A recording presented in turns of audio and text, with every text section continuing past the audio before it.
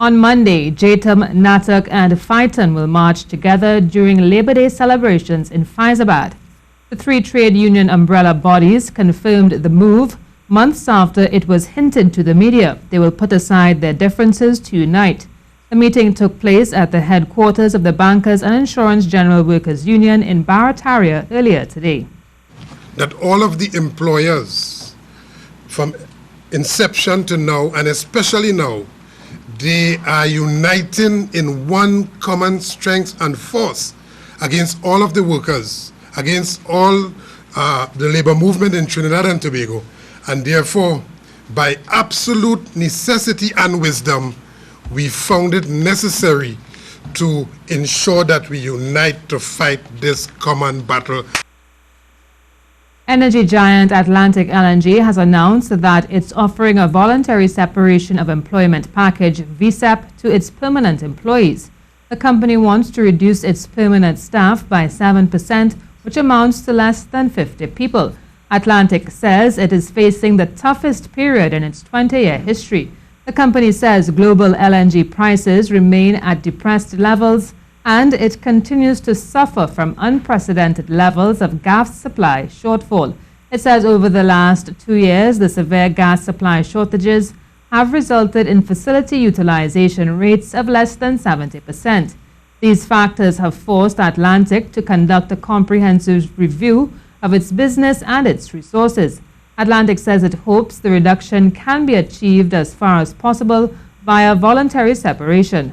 According to the company's website, they employ over 700 persons full-time, of which 98% are nationals of Trinidad and Tobago. Some sports now. Another positive sign that the fight will happen, as Floyd Mayweather and Conor McGregor have a date in mind for their mega fight in Las Vegas, August 26th.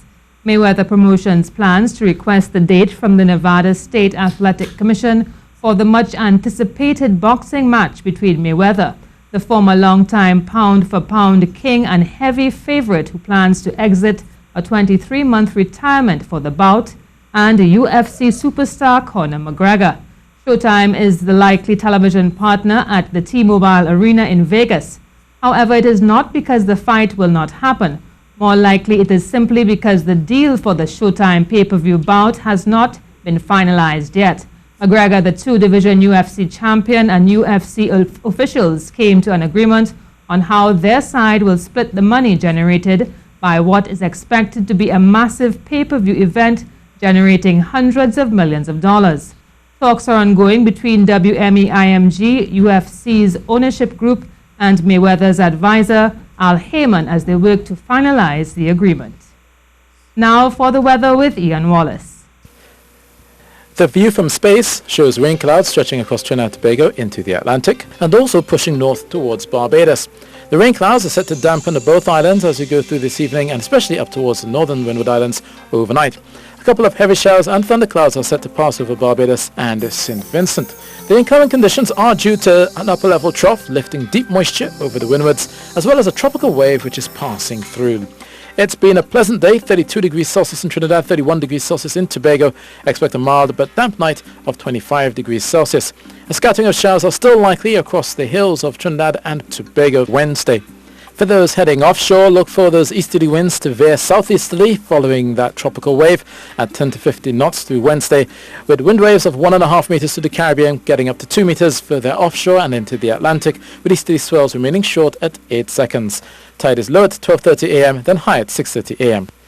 That's the latest weather, and I'm meteorologist Ian Wallace. And that's your C News Update. I'm Karen Kozier Phillip.